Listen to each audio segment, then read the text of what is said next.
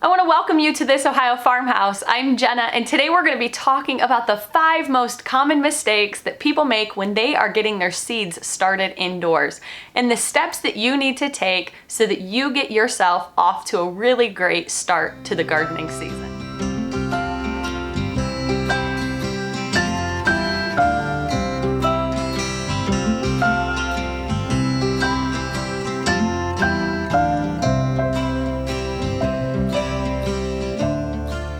The number one problem that people see when they are starting seeds indoors is that their plants start to get really leggy. That means that your plants are just kind of spindly and long and tall, and they aren't strong enough, and so they kind of just start leaning, and they're trying to reach for the sun. That means that you don't have enough light for your plants. Now, just sticking them in a window seems like it would be enough and it would be sufficient, but really plants need a lot more light source than what you can get in a south-facing window. Especially if you live in a place like we do in Ohio where there are lots of gray days.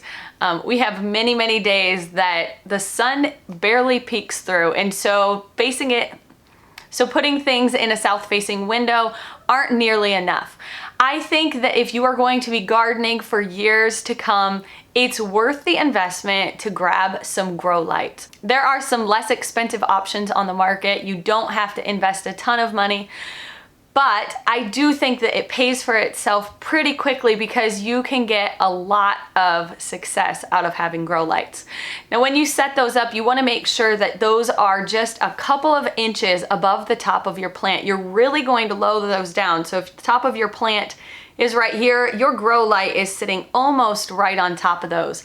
Now, you do want to make sure that they aren't so close that your plants are going to burn, but overall you want to just keep in mind that those need to be really close. Now, if buying grow lights is not in your budget, and to be quite honest, for us it wasn't for many years, we just got by and did what we could.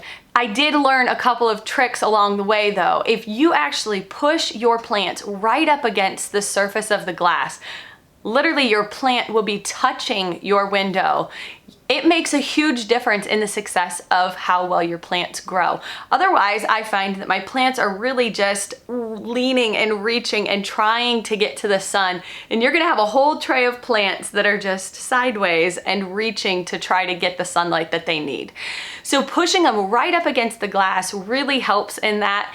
And then also, if you create a kind of a back screen for them using cardboard and covering it in tin foil, it makes a great reflective background, and it actually is going to boost your plants' exposure to the light as well, and I think that it's going to make a huge difference.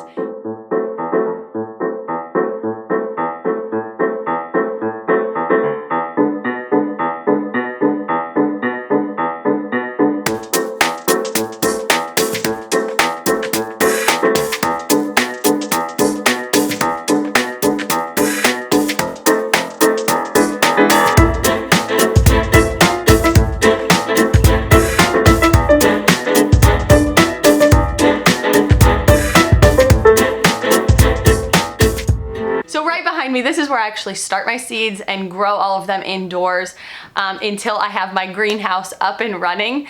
So I'm out of space. So we're doubling the amount of food that we're growing this year, which means that I need a lot more than what I can fit onto just these handful of shelves. So I'm gonna combine a couple of these things. So I'm gonna be using my grow lights, but I will be rotating them. So I'm gonna plant trays and I'm going to push those up against the window and use the backdrop, but then I'll rotate those in and out with some of them that are under the grow light. So they'll each get some time under there. It's gonna take a little bit of maneuvering, but I think that that will get us by for the year, and it's mostly a time constraint at this point. I would either need more shelving built or the greenhouse prepared, and neither of those are on the priority list right now, and so I have to just make do with what I have. So the most important thing you want to do is make sure that you have light for your plants, otherwise you are going to regret it, and it almost becomes a waste of your time because those plants really are going to struggle to try to be strong enough.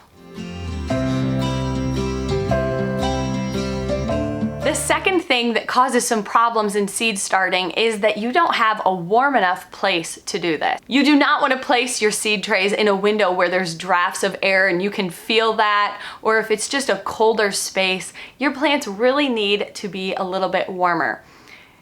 Now, granted, it depends on which kind of plant you're growing. Lettuce is going to be far cooler air that it can be accepting of than a tomato plant. Tomatoes and peppers really need a warm environment. My house is warm and toasty because we heat with wood, and so it hasn't been a problem for us, but they do sell some really great heat mats that you can just lay out underneath of your seed trays, and it will produce enough warmth to get those seeds germinated and growing. Another problem with seed starting inside is how much water do they need? Oftentimes, seeds get either underwatered or overwatered, and you want to make sure that they are getting the amount of water that they need. So I kind of follow the rule of thumb that when they become visibly dry, like you can see that the soil is drying out, or you touch them and they feel dry, that is when I water. Now, you don't want them to be bone dry. You're going to check these every single day. You don't want to go several days and neglect your plants and not take a look at them.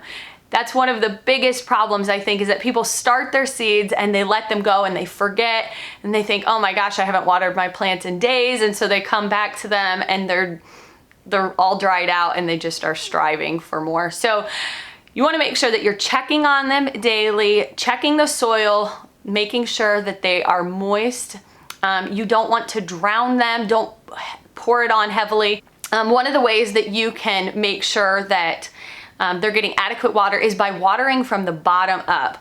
When you water from the bottom, there are actually these seed trays that fit inside of just your normal tray that are kind of like mesh or a screen. It's open plastic, and that's what we use those for. So our seed trays are a bottom tray, and that's what will hold the water. And then we put another tray inside of that that's kind of mesh, and that's where we start the soil blocks. That allows us to water down onto the bottom of the tray, and then it sucks up the moisture from the bottom and it takes on what it needs. Now, do not flood it, but it does take quite a bit of water in the bottom in order for it to have enough to soak in, so that you notice that the top of your plant then is plenty moist. What you're looking for when you're growing is a slow and steady growth. If it grows too fast, you're going to have problems. And if it grows too slow, you're going to have a whole different set of problems. So slow and steady is what we're going for, and you achieve that by watering them consistently. When you get started and your seeds haven't germinated yet, it's really great if you can cover it with a plastic lid. That's going to allow that moisture to stay in so that they don't get dried out too quickly. But pretty fast, you're gonna notice that your plants are going to outgrow the lid. And at that point, then just remove the lid and go ahead and continue growing without. I've been guilty of this one myself because I get really anxious to start seeds, but one of the biggest problems people have is when they start their seeds indoors too soon.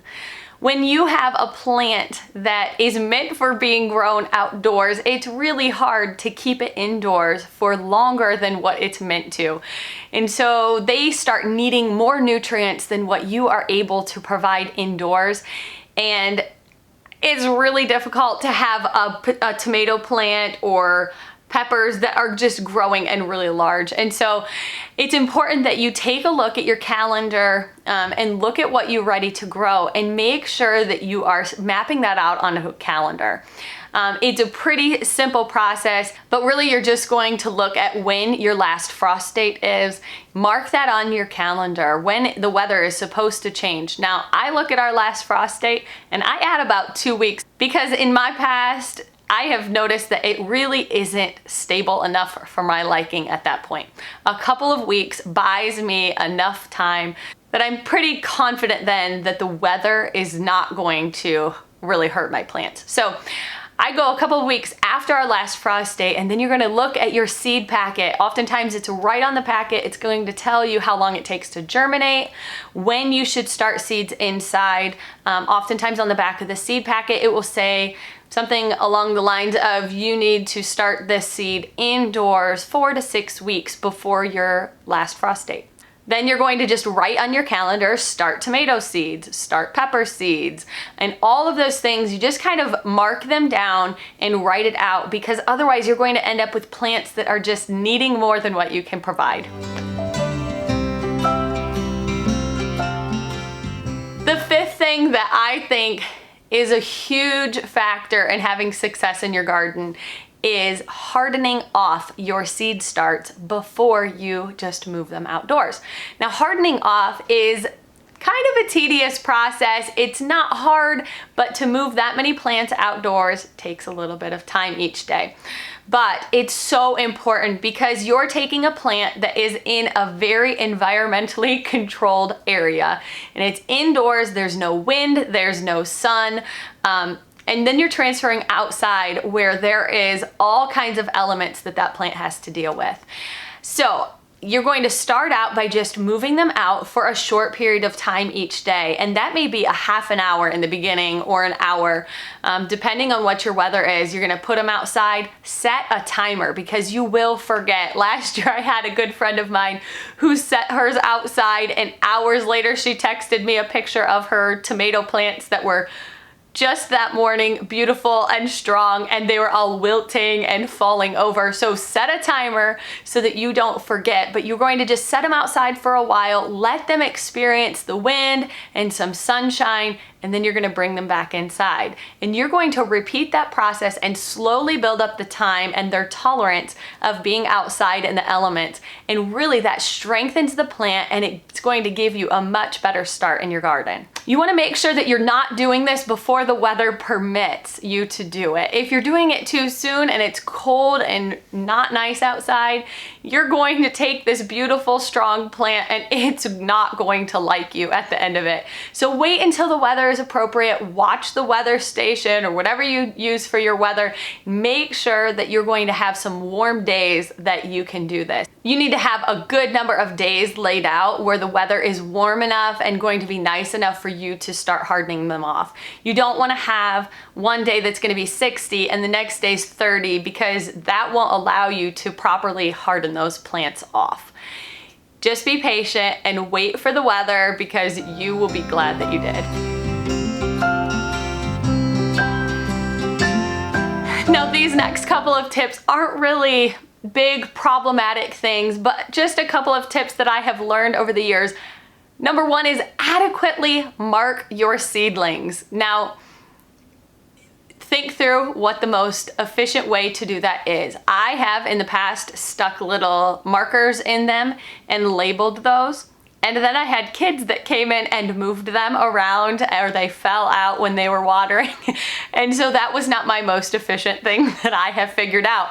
I actually found that the best way for me is if I actually just take a piece of paper and I write out how many rows I have in my seed tray, and I do an entire row. So I will do a whole row of a certain type of tomato or a whole row of peppers. Now that might not be efficient for you if you aren't growing on a big scale, but that has been efficient for me. If you don't have kids that are gonna move markers, obviously it's the easiest thing to just stick a marker in there and put on there exactly what it is that you're growing. Be specific though, don't just write tomato. You wanna write if you're growing, you know, a beefsteak tomato versus a cherry tomato or whatever it is. Write that variety down so that you know exactly what it is, because when it comes time to grow, you wanna know what exactly it is that you liked or didn't like, so that next year when you're purchasing your seeds or saving them, you're sure that you are growing the varieties that you really enjoyed the year before. The second thing I want you to remember, just a little tip, is that your little seedlings turn into big plants. So that just means that if you don't want to have 100 tomato plants growing in your garden, don't start 100 seedlings indoors, unless you want to save and share those with some of your friends or family members. But last year I was so excited about all of these different varieties that I was trying, and I was using old seed, so I wasn't overly confident that they were all going to germinate, but they did. So I had so many tomato plants, and I did end up selling a lot of plant starts to friends in our homeschool community, and then they had lots of tomatoes as well. So it all worked out, but be mindful of that if they do germinate and you don't want to just kill them off, that you're going to have something to do with your full-grown plant. So I want to encourage you to get started growing in your house. Put some seeds into some soil and see what you can do. You're going to be really excited to be able to transplant those outside and provide food for your family this summer. Thanks for watching. I'll see you next week on This Ohio Farmhouse.